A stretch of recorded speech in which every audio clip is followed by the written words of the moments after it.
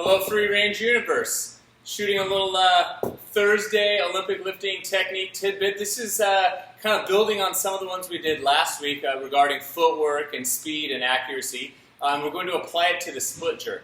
So, fun drill here that you can do, multiple levels, multiple variations. I think there's a lot of power in this. And all it really requires is something that you can draw on the floor with, and then potentially a piece of PVC or even a barbell, but I think you can get by without even those. What we're going to do here is we're going to work on some accuracy in our footwork. So if you think of it, when we're doing a split jerk, the longer you go, the further you will maybe sometimes want to push it towards building to a heavy single or heavier reps. And the higher up you go in your potential, the more and more everything has to happen together really, really well. So it's not enough just to be strong or to be powerful. You also have to be very quick underneath the bar. You have to have good flexibility, good balance, good agility. And so this is just one of the tools you can use to make sure you have a very well-rounded pie here. This is one of the slices. So I already have some stuff drawn up for what we're doing in the group class on Thursday, but I think this could be something great to be able to do at home as well. I have some foot positions here. One of them is the position that I would set up in when I'm going to do like a dip and drive. So imagine we have the bar sitting up on the shoulder. I usually cue it to be about hip width, maybe a little bit wider apart. But if you were to imagine like you're going to get ready to jump and try and dunk a basketball, how wide would your feet be? And a good way to do that is just literally, stand and jump a couple of times and see where you naturally go. Like I said, it's probably going to be somewhere underneath your hips. The second position that we're looking for is a split jerk catch position. You can decide if you want to do both feet forward or just practice one side for today. Today I'm just going to demonstrate with my right leg forward. But if you remember, when we do a split jerk, the idea is we dip and drive and then we fall straight down and just split our feet forward and back. And the kind of jumping off point that I give people is your step forward is going to be about 1 to 1.5 times the length of your foot. And then the step back is going to be maybe 2 to 3 lengths of your foot. When we're in this position, we're looking to have a pretty vertical front shin. We're looking to have the back knee bent, glutes squeeze, and then imagine the back foot is like squishing a bug. So we're on the ball of that foot, and we're kind of turned in there a little bit. If I were to show you from the side, that bent knee allows me to keep a very upright torso, basically from my shoulder down to my knee is a nice vertical path there. I'm tight through the glutes so that I can have some tension as I receive the bar, and that knee bend allows me some depth that I can play with depending on how heavy the bar is and how quick I need to, or how low I need to drop underneath it.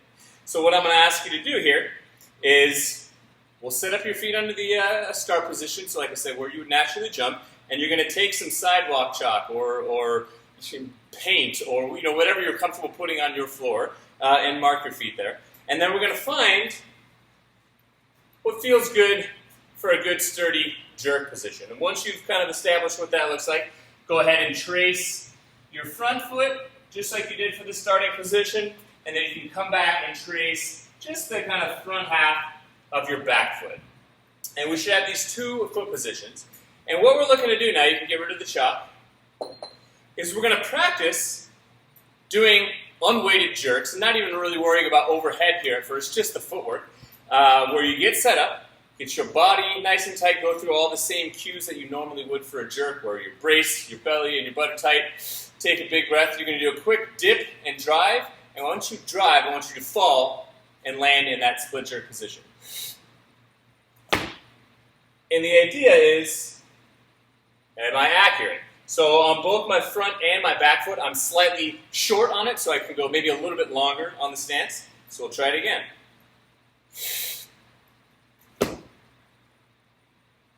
Better on the actual length, now I'm a bit wide. So I nailed it almost exactly on how long I want to go, but maybe a bit wide for what I'm looking for. Let's try it again.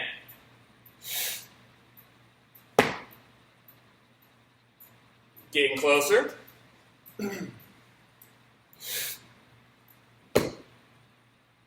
And what you'll come to find out, as I do this video, is there's a lot of variance going underneath, which is normal. There's a lot of paths you can get to this split position.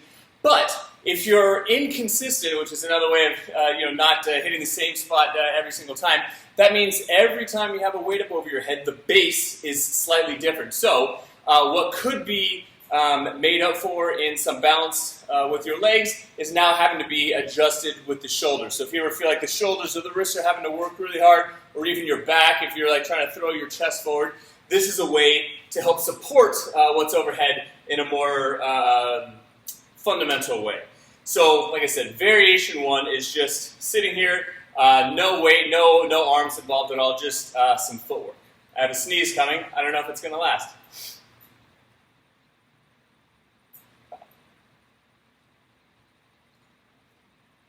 I'm sure it'll come in the middle of the next jerk. So, another variation is to get the hands up into a rack position. So we're going to set up with the bar up on your shoulders, or the PVC rather, up on the shoulders, the highest rack you can, and we're going to go for an actual split jerk. So, same idea. Big breath with belly and butter tight. We're going to dip, drive, and we're going to catch it. And we're going to look. How did it go? And miraculously, as soon as I incorporated something going up overhead, I was pretty darn accurate with my landing, which is great. It means the full move there. I'm not kind of isolating certain parts, and it feels a little bit more natural. Let's do it again. Maybe a little bit short in the front, a little bit long in the back. So, like I said, really cool for feedback. You don't even need a second set of eyes. Not that those aren't useful. This is just another perspective to take on developing your split jerk here. So what I like to say, just like we've been doing with the at-home PVC stuff, is set a number. Let's say 30 reps. And we're only going to count the ones where we actually land what we're looking for, and train as long as it requires in order to get 30 quality reps. Sneeze is coming back. Ha! If you want to take it a step further, maybe you go with like an empty bar, or as you start to build load. The sky's the limit. Get creative here. Like I said, just providing you with one tool to be able to hold yourself accountable and develop this split jerk from another perspective. So if you give it a shot, let me know. Enjoy it.